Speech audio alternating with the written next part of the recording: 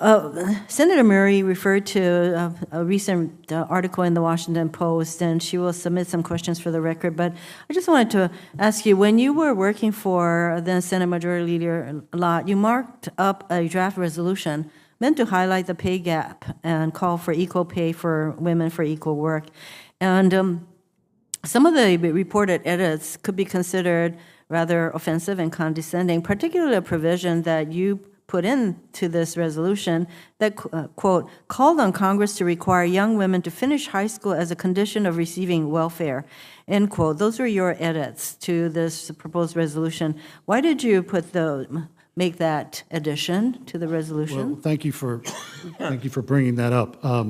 I had to put on my memory cap to go back and review that. I was the floor manager for the Majority Leader. Senator Lott's instructions were that he saw every piece of legislation that came through. I was not an expert in that field. I took it to him. He and the staff made changes. Some of the changes that I remember making that did not get put into the Washington Post story were that Senator Lott, as the leader, wanted to recognize American women who chose to stay at home. And also that the tax... Excuse me, I'm sorry. Did you put in that edit?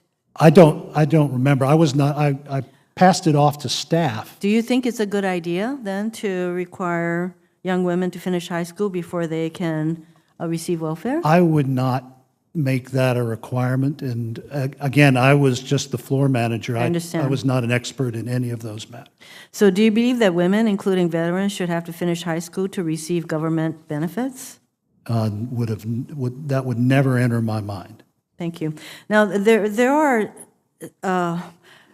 the article also noted some other positions that you took because you work for some very conservative people, such as, of course, in addition to Senator Lott, Senator Helms, and they had some views that would now be deemed very offensive. So considering that there are some concerns being raised about your own attitudes toward the kinds of views that your previous bosses held, would you welcome the scrutiny that you will probably face based on your past positions to make sure that you are treating women and minorities fairly and with respect as the head of the VA should you be confirmed? Well, Senator, I will say, and I say it respectfully, I welcome a scrutiny of my entire record.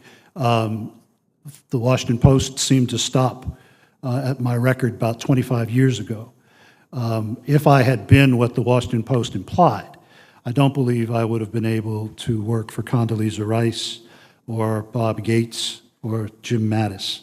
And I think I've had 9 full field background investigations by the FBI. And I will tell you, the first question they ask anyone they talk to, is this person someone who discriminates against anyone on the basis of race, sexual orientation, or creed? And they just finished an investigation going all the way back to my 18th year. So I will stand on my record. Thank you for that reassurance. Thank you, Mr. Chairman.